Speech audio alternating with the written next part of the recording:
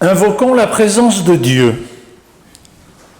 Dieu de Jésus-Christ notre Père, tu es l'imprévisible, tu es le vivifiant, tu es l'esprit qui souffle là où on ne l'attend pas, tu es flamme et souffle qui jamais ne s'arrête, et c'est pourquoi, au milieu de nos difficultés de le vivre, brille toujours la petite lumière obstinée de l'espérance. Sois parmi nous, par ton esprit. Amen. La grâce et la paix vous sont données de la part de Dieu notre Père et de Jésus-Christ notre Sauveur. Soyez les bienvenus ce matin dans ce temple de Champel, où nous sommes réunis pour ce moment à la fois si précieux et si particulier que nous prenons au cours de la semaine, ou plus exactement le premier jour de la semaine, pour tourner nos âmes et nos cœurs vers celui qui nous dépasse infiniment et vers la parole de son envoyé Jésus-Christ. Et pour entrer dans ce culte, nous allons chanter. Je vous invite à chanter au numéro 67 les 3 strophes de ce psaume bien connu « De tout mon cœur je viens chanter et t'adorer là dans ton temple ».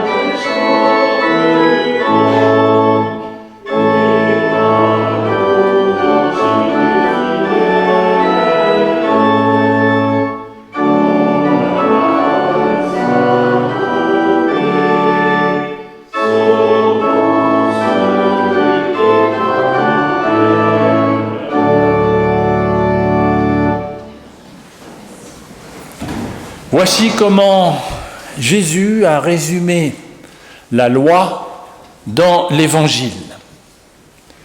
Tu aimeras le Seigneur ton Dieu de tout ton cœur, de toute ton âme, de toute ta pensée et de toute ta force. C'est là le premier et le grand commandement. Et voici le second qui lui est semblable. Tu aimeras ton prochain comme toi-même.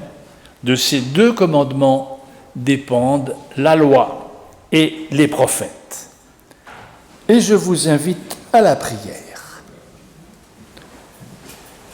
Dieu de Jésus-Christ, nous voici devant toi, les mains jointes dans le geste de l'espérance. Tu connais chacun ici présent dans ce temple par son nom. Tu es le maître de nos vies, le maître du temps. Ta présence fidèle accompagne nos départs, nos repos, nos arrivées. Ô notre Dieu, tu connais aussi nos faiblesses, nos erreurs, nos inconséquences, combien parfois nous nous éloignons de ce que tu veux pour nous. Et pourtant tu accordes ton pardon à quiconque se tourne vers toi. Ô notre Dieu, quelles que soient nos routes humaines et les aléas qu'elles comportent, quel que soit le nombre de nos années terrestres, rappelle-nous sans cesse que nous sommes tous appelés à veiller les uns sur les autres comme tu veilles sur chacun. Avec toi, nous savons que la vie peut être transformée, illuminée et purifiée. Béni sois-tu d'être pour nous le Dieu d'aujourd'hui, le Dieu de toujours, le Dieu des vrais recommencements, le Dieu de l'amour qui ne périt jamais. Amen.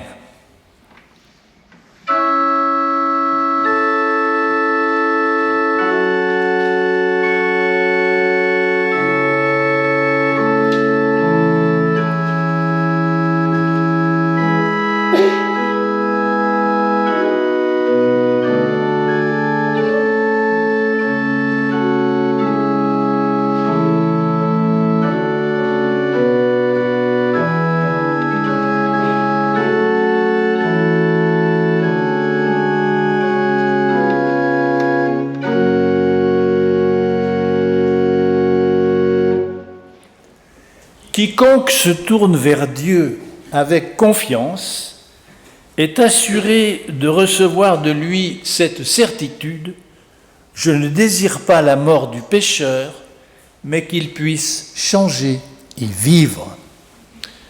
Confessons notre foi avec l'apôtre Paul. Il n'y a qu'un seul Dieu, le Père, de qui viennent toutes choses et par qui nous sommes. Un seul Seigneur, Jésus-Christ, par qui sont toutes choses et par qui nous sommes. Un seul Esprit, qui recrée toutes choses et par qui nous vivons. Amen.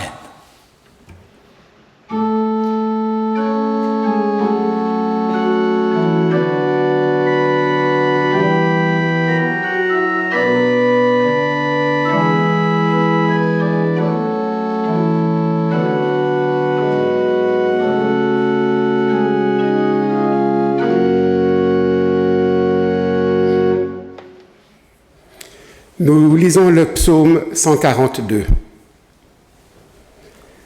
Instruction de David, prière quand il était dans la caverne. À pleine voix, je crie vers le Seigneur. À pleine voix, je supplie le Seigneur. Je répands devant lui ma plainte. Devant lui, j'expose ma détresse. Quand je suis à bout de souffle, c'est toi qui sais où je vais. Sur la route où je marche, on m'a tendu un piège. Regarde à droite et vois. Personne qui me reconnaisse. Plus de refuge pour moi. Personne qui ait souci de ma vie. J'ai crié vers toi, Seigneur, en disant: c'est toi mon asile, ma part sur la terre des vivants. Sois attentif à mes cris, car je suis si faible. Délivre-moi de mes persécuteurs, car ils sont plus forts que moi. Sors-moi de ma prison pour que je célèbre ton nom. Autour de moi, les justes feront cercle quand tu m'auras fait du bien.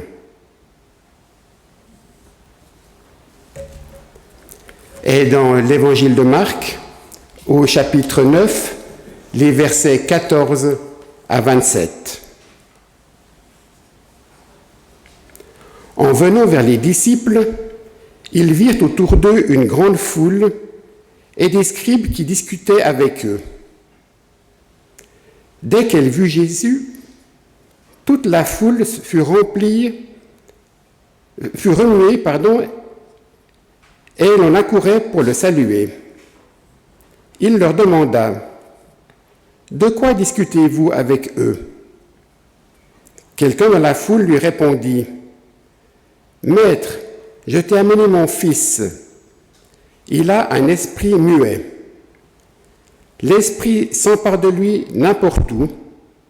Il le jette à terre et l'enfant écume, grince des dents et devient raide.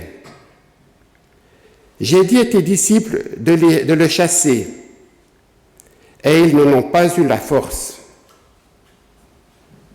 Prenant la parole, Jésus leur dit : « Génération incrédule, jusqu'à quand serai-je auprès de vous ? Jusqu'à quand aurai-je à vous supporter ? Amenez-le-moi. » Ils le lui amenèrent. Dès qu'il vit Jésus, l'esprit se mit à agiter l'enfant de convulsions.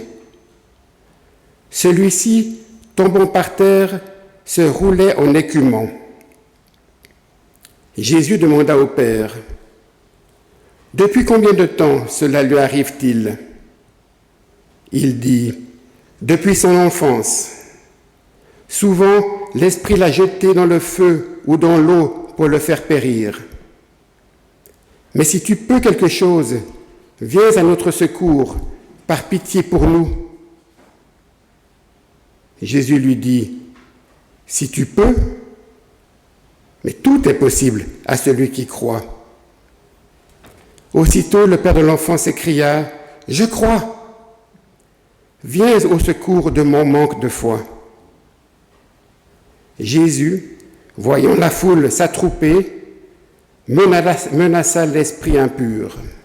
« Esprit sourd et muet, je te l'ordonne, sors de cet enfant et n'y rentre plus. » Avec des crises et de violentes convulsions, l'esprit sortit. L'enfant devint comme mort, si bien que tous disaient : « Il est mort. » Mais Jésus, en lui prenant la main, le fit lever et il se mit debout. Amen. Prions. Notre Dieu et notre Père, nous te prions pour que ta parole, si ancienne et si neuve à la fois, nous atteigne ce matin et nous réconforte dans nos questions, nos interrogations ou nos doutes. Nous te prions pour que tu viennes en aide à notre manque de foi. Amen. Je vous invite à chanter au numéro 362 et chanterons les 3 strophes de ce petit cantique. 362.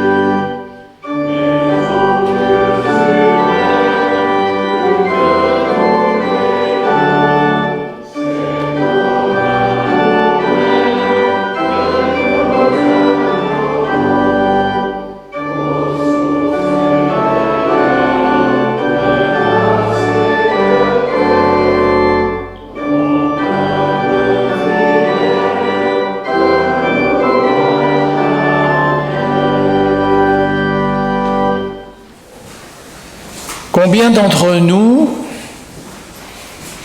ont déjà dit ou pensé « J'aimerais avoir plus de foi » ou devant une épreuve qui se présente, ma foi est si faible en ce moment, comment vais-je pouvoir traverser ce qui m'arrive?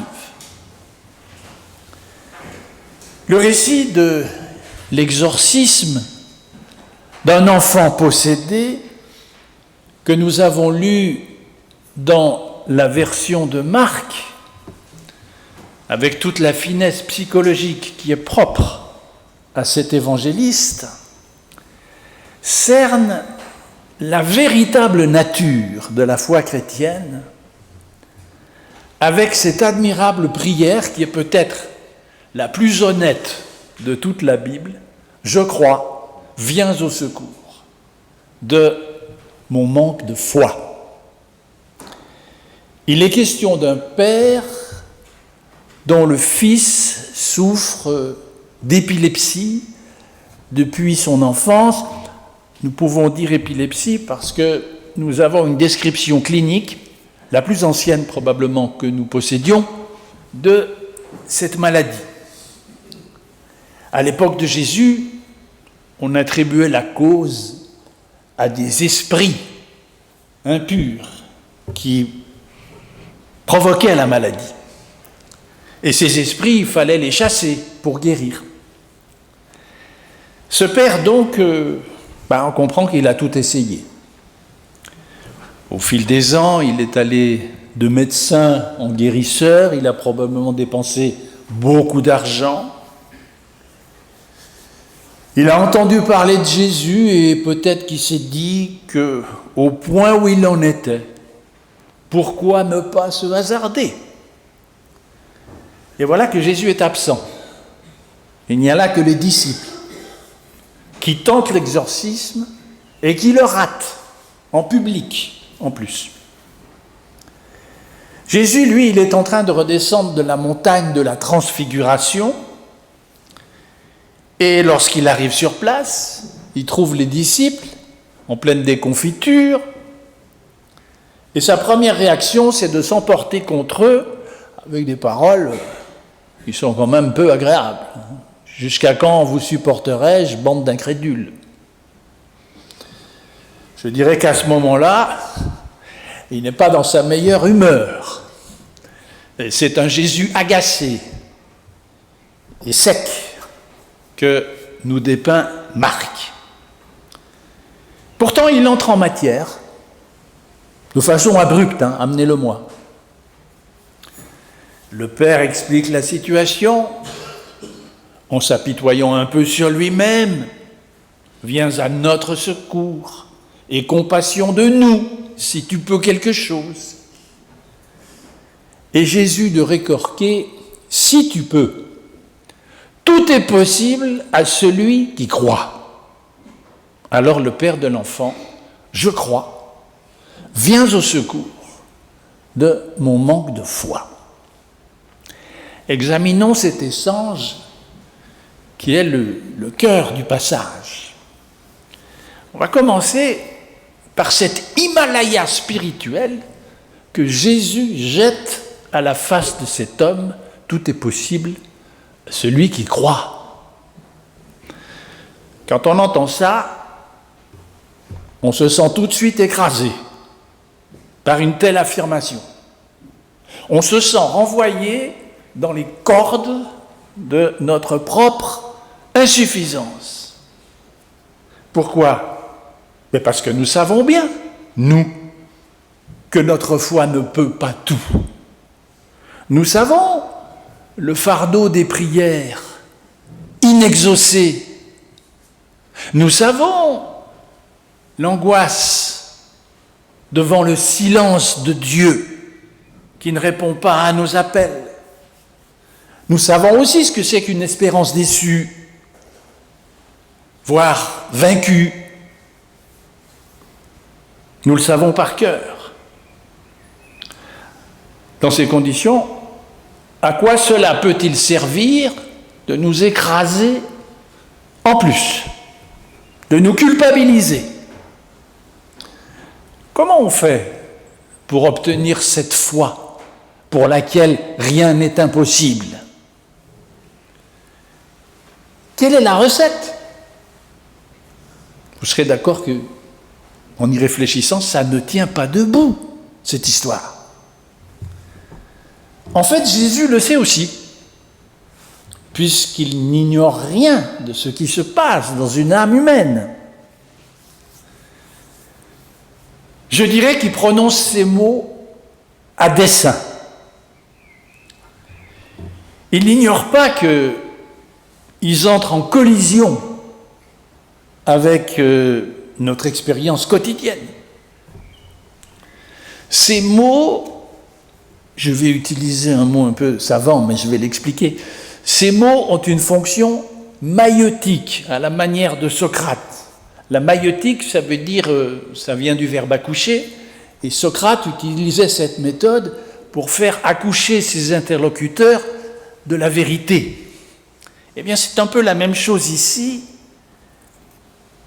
Jésus emploie une exagération qui est spécialement conçue pour réveiller chez le Père qui est enseveli dans sa souffrance ce qui reste de vie en lui.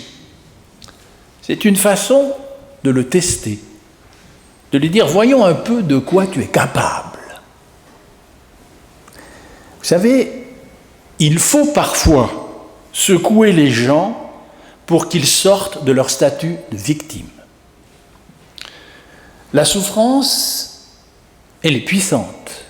Bien sûr, elle fait souffrir, en cela elle est puissante, mais elle est puissante aussi par le pouvoir qu'elle exerce sur les autres, sur ceux qui vous entourent. Et elle a une capacité redoutable à vous enfermer dans ce qu'on pourrait appeler un statut de victime sans qu'on y prenne garde. On peut s'y installer. Ça peut même définir mon identité. Je suis une victime et je suis celui ou celle à qui c'est arrivé, et je peux gagner même une certaine popularité, pourquoi pas. Ça se voit quand même de façon criante aujourd'hui, dans ce qu'on appelle les compétitions victimaires. Qui a le plus souffert? Qui mérite plus d'attention, plus de reconnaissance, plus de repentance, plus de réparation? Notre vie publique, elle est pleine de ça. Et ça donne une espèce d'aura. Or, si je reviens à mon texte, tout ce qui se passe est public. Nous sommes en public. Et Jésus doit faire sauter cette espèce de bulle. Alors, comprenez-moi bien, je ne suis pas en train de vous dire que la souffrance n'est pas réelle, ni qu'il ne faut pas l'écouter, pas du tout. Mais, encore une fois, elle peut devenir une prison à partir du moment où elle définit qui nous sommes. Et tout le message évangélique, pas seulement là, refuse de définir l'être humain comme une victime. L'être humain, il est destiné à autre chose, à être plus, comme disait Teilhard de Chardin. Comment en sortir? Eh bien, la parole de Jésus ici, elle agit comme un électrochoc, à la fois nécessaire, toujours bienveillant. Dis-moi où tu en es en vérité sans me raconter d'histoire. C'est alors que la confession de foi peut venir. Je crois, viens au secours de mon manque de foi. Parce qu'il s'agit d'abord bel et bien d'une confession de foi. Et elle dit plusieurs choses essentielles. D'abord, ce que nous appelons notre foi.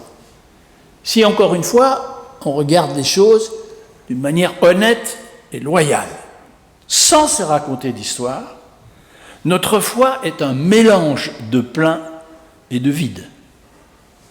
Un mélange d'être et de manque.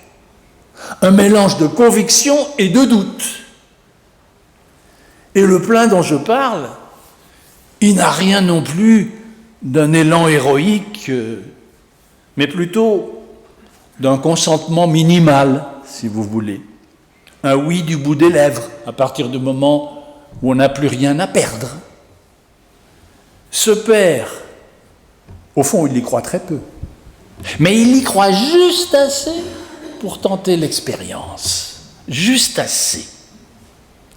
C'est à peine une ouverture, c'est une fente minuscule dans l'armure du scepticisme. C'est comme un clignotement, mais ce qui le sépare du scepticisme, c'est qu'il ne claque pas la porte définitivement. Il la laisse entr'ouverte, pour le cas où Dieu se souviendrait de lui. C'est ça la part de l'homme dans l'économie de la foi. Décider de ne pas verrouiller la porte. Et une telle décision, eh bien, elle permet à la grâce de venir, d'entrer. Bien souvent, tout ce que Dieu attend de nous, c'est une loyauté élémentaire avec soi-même et une honnêteté à propos de qui nous sommes. Et je dirais que la forme de la foi la plus courante, si on est lucide, elle se résume au minimum spirituel exprimé par cet homme. Je crois, viens au secours de mon manque de foi. C'est pourquoi la foi doit être aidée. Viens en aide à mon manque de foi. Le verbe grec que l'on traduit par aider, c'est le verbe boétéo, qui est très clair, c'est-à-dire que il n'a pas le sens d'une aide ponctuelle, du style « donne-moi un coup de main juste maintenant pour passer cette épreuve ». Ça n'est pas limité à un cas particulier, mais c'est une aide générale, une aide continue, une aide durable dans tous les moments de la vie. Il révèle que la foi, ça n'est pas seulement un effort humain qui repose sur nos seules épaules. La foi est donnée, et ce don, il a besoin d'être en permanence soutenu, nourri par celui qui le donne, c'est-à-dire Dieu lui-même. On croit à notre mesure, et en même temps, on reconnaît un manque continuel que l'on demande à Dieu de combler. Et pour ça, il n'y a pas besoin d'être un héros, ni un saint mystique. D'ailleurs, les plus grandes figures de sainteté ont connu ce dont je parle. Si vous lisez Saint Jean de la Croix, Thérèse d'Avila, si vous êtes familier des grands textes mystiques, vous verrez qu'ils parlent souvent de la nuit obscure. Mais là, je parle des chrétiens ordinaires dans lesquels je me mets le premier. Et au fond, c'est très libérateur. Parce que ça nous ôte une pression. La pression du style « je dois produire une foi parfaite par mes propres moyens ». Avec cette pression, on est sûr qu'on n'y arrivera pas. La foi se confesse avec son manque. C'est pourquoi, à mon sens, ce qu'on devrait faire idéalement toujours dans nos cultes, c'est de conclure nos confessions de foi avec une prière à la manière de Marc, en disant par exemple « Dieu vienne en aide à notre manque de foi », après avoir énuméré les principaux articles « Je crois, je crois, je crois », viens en aide à notre manque de foi. Car il s'agit aussi, bien sûr, d'une prière, laquelle, du reste, explique l'échec des disciples. un peu plus loin, après la guérison de l'enfant, eh bien, Jésus, en quelque sorte, pardonnez-moi l'anglicisme, débriefe les disciples qui lui demandent « Mais comment ça se fait que nous avons échoué, que nous n'avons pas pu arriver ?» Et Jésus leur répond « Cette espèce d'esprit-là ne se chasse que par la prière. » Il souligne la cause de l'échec. Les disciples ont oublié de demander à Dieu d'être aidés. Ils se sont crus trop forts. Ils n'ont compté que sur eux-mêmes. Peut-être ils ont espéré impressionner la foule par leur pouvoir ou par leur professionnalisme, entre guillemets. Ou alors, ils ont pensé que leur propre compassion suffirait. Mais ça n'est pas leur pouvoir, ce n'est pas leur compassion qui importe ici, mais la puissance même de Dieu. Et celle-là, elle ne se demande que par la prière. Ils ont oublié leur dépendance fondamentale à celui qui nous dépasse tous infiniment et ils ont échoué. Nous pouvons au passage noter que Jésus ne compatit pas de la manière dont nous compatissons souvent. Le père de cet enfant demande sa compassion, et pitié de nous, et compassion. Mais, bien sûr, la compassion, c'est une émotion temporaire qui nous envahit. C'est le fait de souffrir avec l'autre. On se sent concerné par le malheur de l'autre, c'est très bien.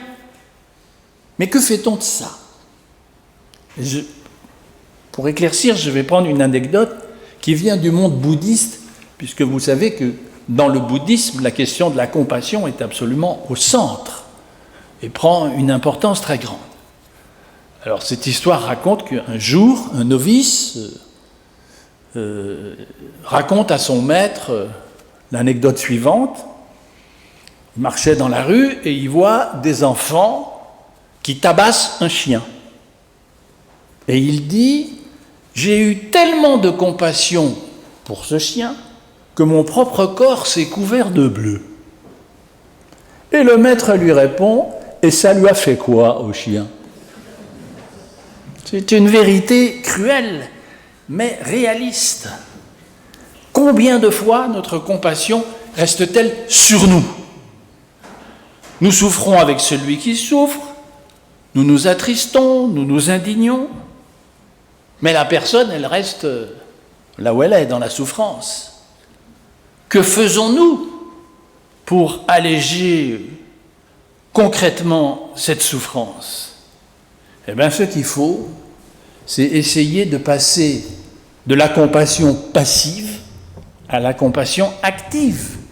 C'est finalement ce qu'avait compris Henri Dunant, qui était lui-même un chrétien évangélique très engagé et qui avait compris que pour soulager la souffrance, il fallait agir et il fallait trouver les moyens de le faire, ce qu'il a fait en fondant la Croix-Rouge.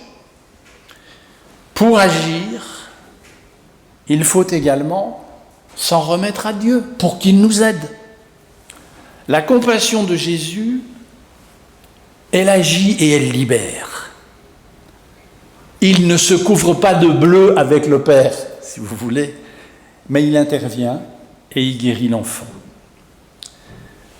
Je crois, viens en aide à mon manque de foi. Nous ne tenons pas tout seuls debout, mais nous sommes pris en charge par une puissance qui est en nous, mais qui ne vient pas de nous. Pourvu que la porte ne soit pas verrouillée par nous. Et peut-être même que la décision de maintenir la porte entr'ouverte est soutenue par l'Esprit qui, comme dit l'apôtre, vient en aide à notre faiblesse. Je dirais pour conclure que c'est une promesse très sérieuse et très concrète de Jésus. Aujourd'hui, peut-être, certains n'ont en eux qu'un « sait-on jamais ». La foi, c'est un peu comme la météo, c'est selon les jours, ça va, ça vient. Quelquefois, on se sent plein de beaucoup de choses, et d'autres fois, il ne reste plus que ce « sait-on jamais ». Eh bien, c'est assez, ça suffit. Laisse juste la porte entr'ouverte. Le reste, il s'en occupe. Amen.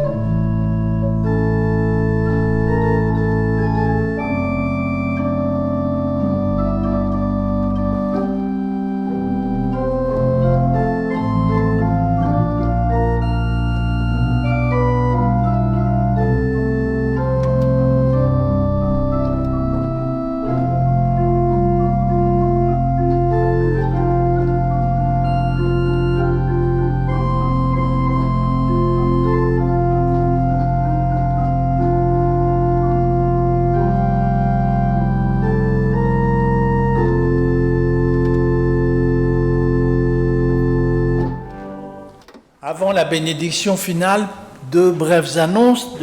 Dimanche prochain, ce sera la Pentecôte et le culte sera présidé par mon collègue, le pasteur Emmanuel Fuchs.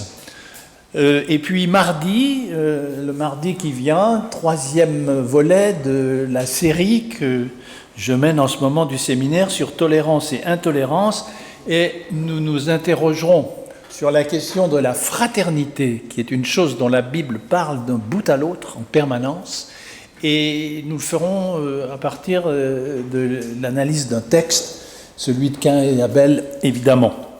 Après le culte, nous pouvons prolonger cet instant avec un moment moins formel et plus convivial, et vous êtes toutes et tous les bienvenus. Recevez de la part de Dieu sa bénédiction. Que le Seigneur de la paix vous donne lui-même sa paix en tout temps et de toutes les manières. Allez dans la confiance que la joie de Dieu sera votre force.